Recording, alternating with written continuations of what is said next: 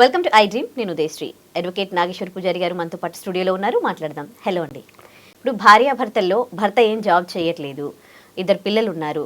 ఇప్పుడు భార్యకి ఇప్పుడు ఆ పిల్లలకి సంబంధించి భర్త మెయింటెనెన్స్ కట్టాల్సిందేనా ఒకవేళ జాబ్ లేకున్నా? మెయింటెనెన్స్ కట్టేటప్పుడు ఏంటంటే మనకు మెయింటెనెన్స్లో ఒక రూల్ ఉంటుంది, beg bar and steel.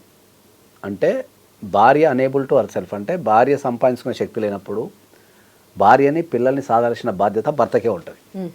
Okay, భర్త సంపాదించకున్నా సరే, ఆయన దొంగతనం చేసినా సరే లేకపోతే ఇంకేదైనా చేసినా సరే భార్యని పిల్లల్ని సాధాల్సిందే అనేది చట్టంలో స్పష్టంగా రాసి ఉంటుంది.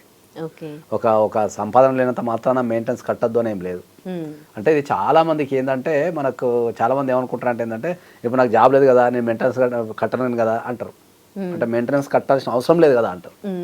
ఓకే, కానీ మెయింటెనెన్స్ కట్టడానికి నీకు జాబ్ ఉందా జాబులు అనేది కాదు, నువ్వు దానికి ఎలిజిబుల్ ఉన్నావా లేదా, మెయింటెనెన్స్ పే చేయాల్సిన అవసరం ఉందా లేదా అనేది పాయింట్. సో ఎప్పుడైనా సరే చాలామంది ఏమనుకుంటారు అంటే ఏంటంటే, నాకు జాబ్ లేదు కాబట్టి నా పిల్లలకు నేను మెయింటెనెన్స్ ఇవ్వాల్సిన అవసరం లేదు, నాకు జాబ్ లేదు కాబట్టి నా భార్యకు మెయింటెనెన్స్ ఇవ్వాల్సిన అవసరం లేదు అని అందరూ అనుకుంటారు. మెయింటెనెన్స్ కట్టడానికి జాబ్తోనే సంబంధం లేదు. నువ్వు జాబ్ చేసినా నువ్వు జాబ్ చేయకున్నా కంపల్సరీ నువ్వు మెయింటెనెన్స్ కట్టాల్సిందే పిల్లలకు. ఒకవేళ భార్య జాబ్ చేస్తే, భార్య జాబ్ చేసినా సరే నువ్వు పిల్లలకు కట్టాల్సిందే. అదే చెప్తున్నాం. ఒకవేళ భార్య తనను తాను పోషించుకునే స్థితిలో ఉన్నప్పుడు భార్యకి కూడా కట్టాలా, పిల్లలకు కట్టాలా. భార్యకు కూడా కట్టాలి. ఎప్పుడు భార్య తనను తాను పోషించుకునే స్థితిలో ఉన్నప్పుడు, అంటే భార్యకు జాబ్ లేనప్పుడు. ఒకవేళ భార్యకు జాబ్ ఉందనుకో పిల్లలకు కట్టాలా.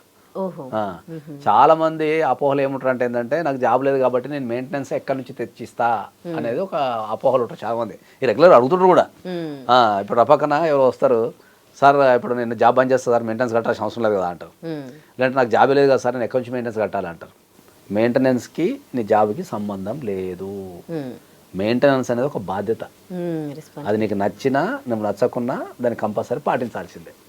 ఓకే, చట్టాలనేటివి ఫస్ట్ అందరికి అర్థం కావాల్సింది ఏంటంటే చట్టాలనేటివి సమాజంలో ఉన్న అందరికీ వర్తించేటట్టు చేస్తారు. అన్నీ ఆలోచించిన తర్వాత చట్టాలు చేస్తారు. అదేదో ఒక్కరికో ఇద్దరికో ఎగ్జామ్షన్ ఉంటే అంత మాత్రాలు కట్టద్దనేం కాదు. కాబట్టి మెయింటెనెన్స్ అనే చట్టం ఒకటి ఉంది, దానికి కంపల్సరీ డెఫినెట్గా మెయింటెనెన్స్ కట్టాల్సిందే. Thank you. And for more videos, please subscribe to iDream. Please subscribe to iDream. Please subscribe iDream. And please subscribe to iDream. For more videos, subscribe to iDream. please like, share and subscribe to the channel. Congratulations, iDream. Subscribe to iDream. Subscribe to iDream.